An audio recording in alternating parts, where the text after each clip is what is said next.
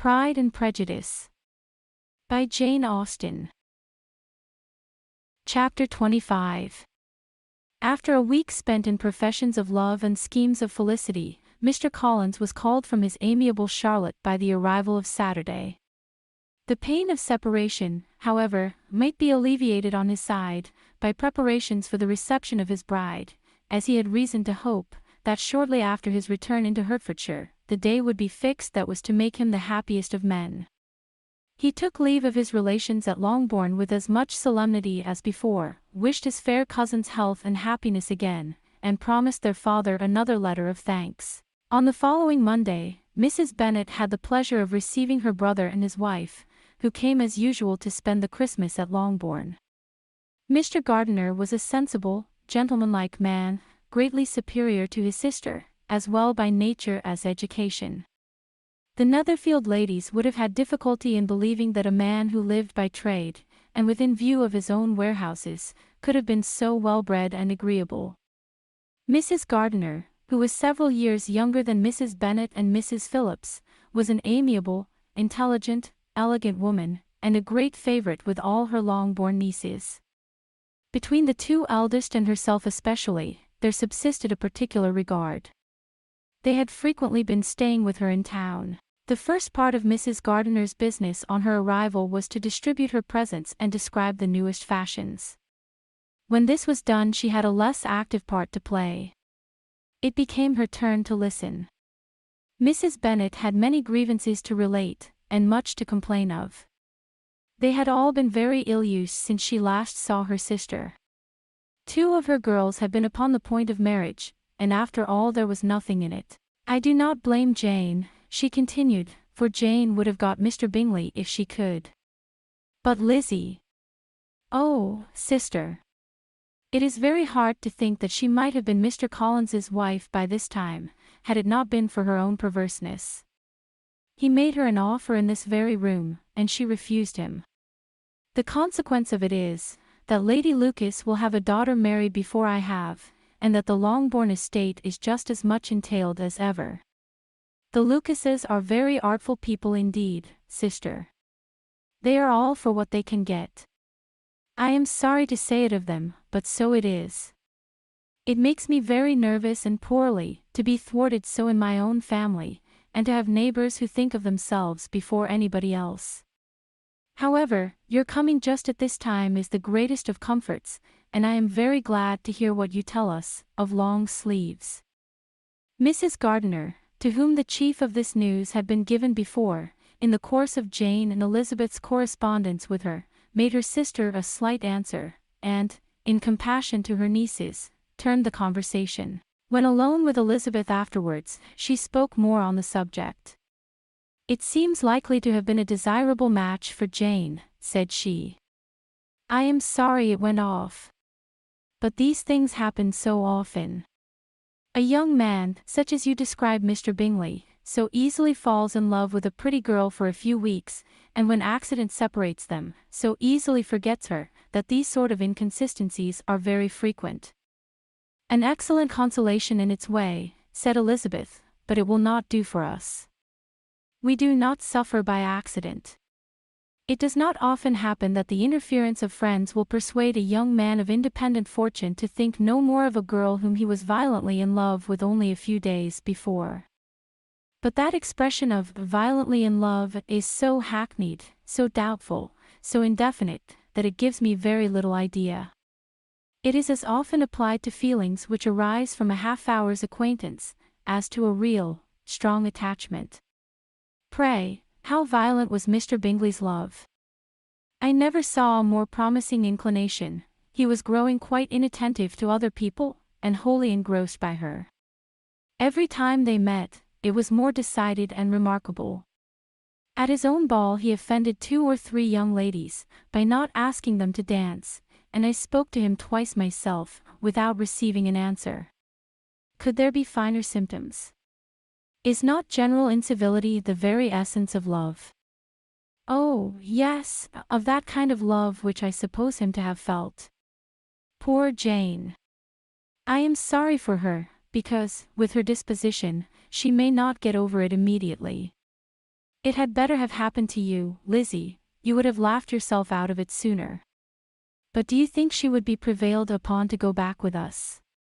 Change of scene might be of service, and perhaps a little relief from home may be as useful as anything.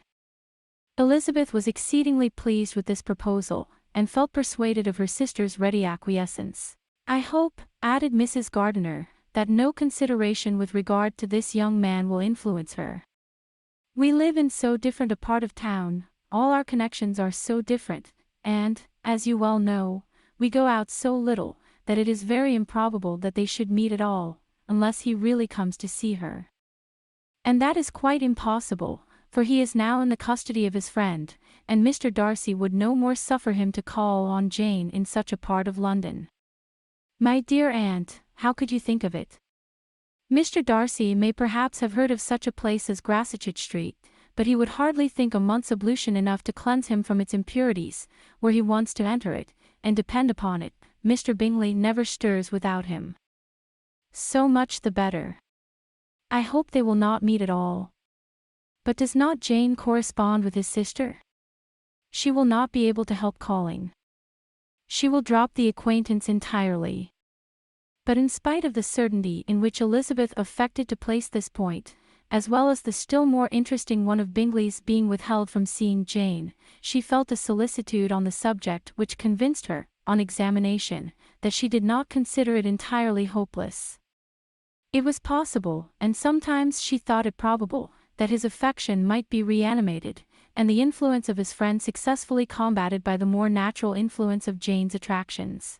Miss Bennet accepted her aunt's invitation with pleasure, and the Bingleys were no otherwise in her thoughts at the same time, than as she hoped by Caroline's not living in the same house with her brother, she might occasionally spend a morning with her, without any danger of seeing him.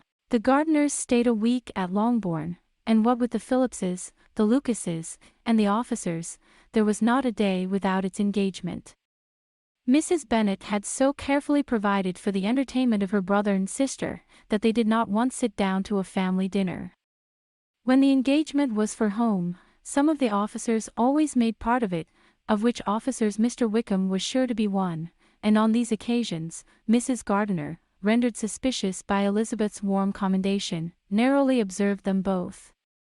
Without supposing them, from what she saw, to be very seriously in love, their preference of each other was plain enough to make her a little uneasy, and she resolved to speak to Elizabeth on the subject before she left Hertfordshire, and represent to her the imprudence of encouraging such an attachment.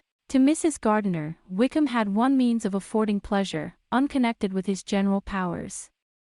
About 10 or a dozen years ago, before her marriage, she had spent a considerable time in that very part of Derbyshire to which he belonged. They had, therefore, many acquaintances in common, and though Wickham had been little there since the death of Darcy's father, it was yet in his power to give her fresher intelligence of her former friends than she had been in the way of procuring. Mrs. Gardiner had seen Pemberley, and known the late Mr. Darcy by character perfectly well. Here consequently was an inexhaustible subject of discourse. In comparing her recollection of Pemberley with the minute description which Wickham could give, and in bestowing her tribute of praise on the character of its late possessor, she was delighting both him and herself. On being made acquainted with the present Mr. Darcy's treatment of him, she tried to remember some of that gentleman's reputed disposition when quite a lad which might agree with it, and was confident at last that she recollected having heard Mr. Fitzwilliam Darcy formerly spoken of as a very proud, ill-natured boy. Chapter 26. Mrs. Gardiner's caution to Elizabeth was punctually and kindly given on the first favourable opportunity of speaking to her alone. After honestly telling her what she thought, she thus went on. You are too sensible a girl, Lizzie, to fall in love merely because you are warned against it, and, therefore, I am not afraid of speaking openly. Seriously, I would have you be on your guard. Do not involve yourself or endeavour to involve him in an affection which the want of fortune would make so very imprudent. I have nothing to say against him, he is a most interesting young man, and if he had the fortune he ought to have, I should think you could not do better. But as it is, you must not let your fancy run away with you. You have sense, and we all expect you to use it. Your father would depend on your resolution and good conduct, I am sure. You must not disappoint your father. My dear aunt, this is being serious indeed. Yes, and I hope to engage you to be serious likewise. Well, then, you need not be under any alarm. I will take care of myself, and of Mr. Wickham too. He shall not be in love with me, if I can prevent it. Elizabeth, you are not serious now. I beg your pardon, I will try again. At present I am not in love with Mr. Wickham, no, I certainly am not. But he is, beyond all comparison, the most agreeable man I ever saw, and if he becomes really attached to me, I believe it will be better that he should not. I see the imprudence of it. Oh! That abominable Mr. Darcy. My father's opinion of me does me the greatest honor, and I should be miserable to forfeit it. My father, however, is partial to Mr. Wickham. In short, my dear aunt, I should be very sorry to be the means of making any of you unhappy, but since we see every day that where there is affection, young people are seldom withheld by immediate want of fortune from entering into engagements with each other, how can I promise to be wiser than so many of my fellow creatures if I am tempted, or how am I even to know that it would be wisdom to resist? All that I can promise you, therefore, is not to be in a hurry. I will not be in a hurry to believe myself his first object. When I am in company with him, I will not be wishing. In short, I will do my best. Perhaps it will be as well if you discourage his coming here so very often. At least, you should not remind your mother of inviting him. As I did the other day, said Elizabeth with a conscious smile, very true, it will be wise in me to refrain from that. But do not imagine that he is always here so often. It is on your account that he has been so frequently invited this week. You know my mother's ideas as to the necessity of constant company for her friends. But really, and upon my honor, I will try to do what I think to be the wisest, and now I hope you are satisfied. Her aunt assured her that she was, and Elizabeth having thanked her for the kindness of her hints, they parted, a wonderful instance of advice being given on such a point, without being resented. Mr. Collins returned into Hertfordshire soon after it had been quitted by the Gardiners and Jane, but as he took up his abode with the Lucases, his arrival was no great inconvenience to Mrs. Bennet. His marriage was now fast approaching, and she was at length so far resigned as to think it inevitable, and even repeatedly to say, in an ill-natured tone, that she wished they might be happy. Thursday was to be the wedding day, and on Wednesday Miss Lucas paid her farewell visit, and when she rose to take leave, Elizabeth, ashamed of her mother's ungracious and reluctant good wishes, and sincerely affected herself, accompanied her out of the room. As they went downstairs together, Charlotte said, "I shall depend on hearing from you very often, Eliza." "That you certainly shall. And I have another favor to ask you. Will you come and see me? We shall often meet, I hope, in Hertfordshire. I am not likely to leave Kent for some time. Promise me, therefore, to come to Hunsford."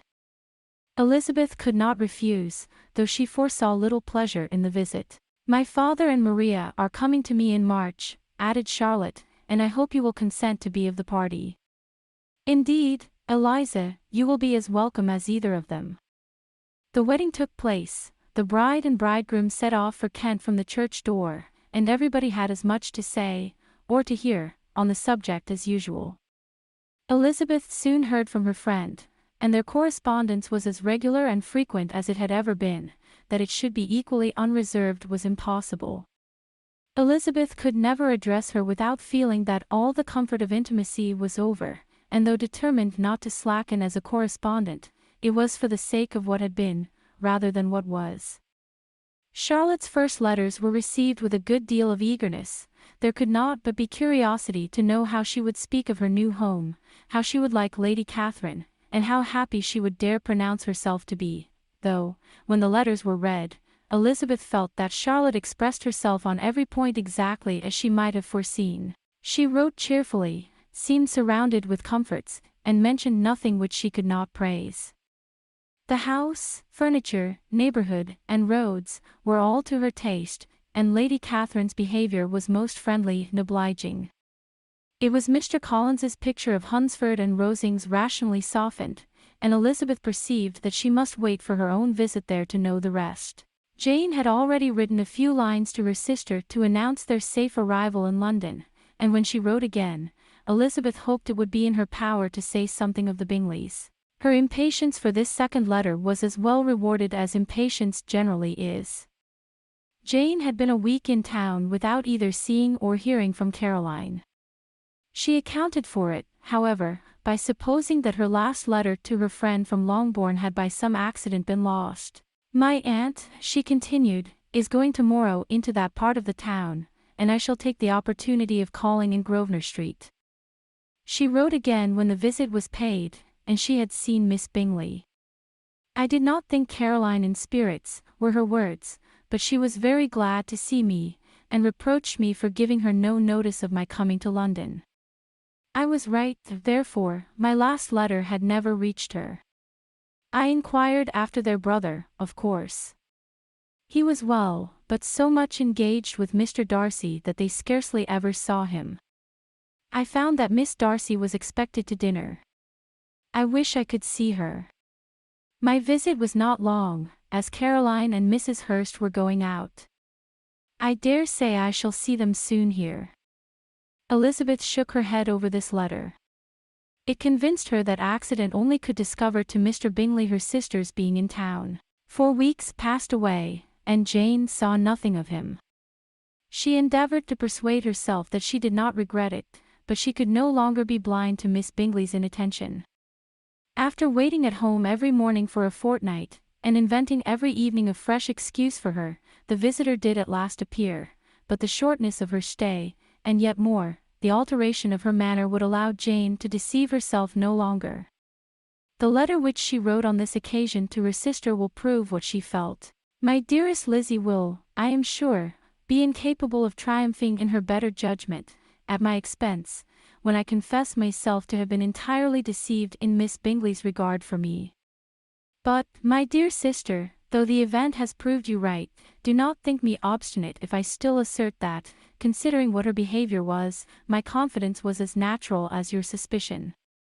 I do not at all comprehend her reason for wishing to be intimate with me, but if the same circumstances were to happen again, I am sure I should be deceived again. Caroline did not return my visit till yesterday, and not a note, not a line, did I receive in the meantime. When she did come, it was very evident that she had no pleasure in it. She made a slight, formal apology for not calling before, said not a word of wishing to see me again, and was in every respect so altered a creature, that when she went away I was perfectly resolved to continue the acquaintance no longer. I pity, though I cannot help blaming her. She was very wrong in singling me out as she did. I can safely say that every advance to intimacy began on her side. But I pity her, because she must feel that she has been acting wrong, and because I am very sure that anxiety for her brother is the cause of it. I need not explain myself farther, and though we know this anxiety to be quite needless, yet if she feels it, it will easily account for her behavior to me, and so deservedly dear as he is to his sister, whatever anxiety she must feel on his behalf is natural and amiable. I cannot but wonder, however, at her having any such fears now, because, if he had at all cared about me, we must have met, long ago. He knows of my being in town, I am certain, from something she said herself, and yet it would seem, by her manner of talking, as if she wanted to persuade herself that he is really partial to Miss Darcy. I cannot understand it. If I were not afraid of judging harshly, I should be almost tempted to say that there is a strong appearance of duplicity in all this. But I will endeavor to banish every painful thought, and think only of what will make me happy, your affection, and the invariable kindness of my dear uncle and aunt. Let me hear from you very soon." Miss Bingley said something of his never returning to Netherfield again, of giving up the house, but not with any certainty. "We had better not mention it. I am extremely glad that you have such pleasant accounts from our friends at Hunsford. Pray go to see them, with Sir William and Maria. I am sure you will be very comfortable there. Yours, etc. This letter gave Elizabeth some pain, but her spirits returned as she considered that Jane would no longer be duped, by the sister at least. All expectation from the brother was now absolutely over. She would not even wish for a renewal of his attentions. His character sunk on every review of it, and as a punishment for him, as well as a possible advantage to Jane, she seriously hoped he might really soon marry Mr. Darcy's sister, as by Wickham's account, she would make him abundantly regret what he had thrown away. Mrs. Gardiner about this time reminded Elizabeth of her promise concerning that gentleman, and required information, and Elizabeth had such to send as might rather give contentment to her aunt than to herself. His apparent partiality had subsided, his attentions were over, he was the admirer of someone else. Elizabeth was watchful enough to see it all, but she could see it and write of it without material pain. Her heart had been but slightly touched, and her vanity was satisfied with believing that she would have been his only choice, had fortune permitted it. The sudden acquisition of £10,000 was the most remarkable charm of the young lady to whom he was now rendering himself agreeable, but Elizabeth, less clear-sighted perhaps in this case than in Charlotte's, did not quarrel with him for his wish of independence. Nothing, on the contrary, could be more natural, and while able to suppose that it cost him a few struggles to relinquish her, she was ready to allow it a wise and desirable measure for both, and could very sincerely wish him happy. All this was acknowledged to Mrs. Gardiner, and after relating the circumstances, she thus went on: "I am now convinced, my dear aunt, that I have never been much in love, for had I really experienced that pure and elevating passion, I should at present detest his very name, and wish him all manner of evil. But my feelings are not only cordial towards him, they are even impartial towards Miss King. I cannot find out that I hate her at all, or that I am in the least unwilling to think her a very good sort of girl. There can be no love in all this. My watchfulness has been effectual, and though I certainly should be a more interesting object to all my acquaintances were I distractedly in love with him, I cannot say that I regret my comparative insignificance. Importance may sometimes be purchased too dearly.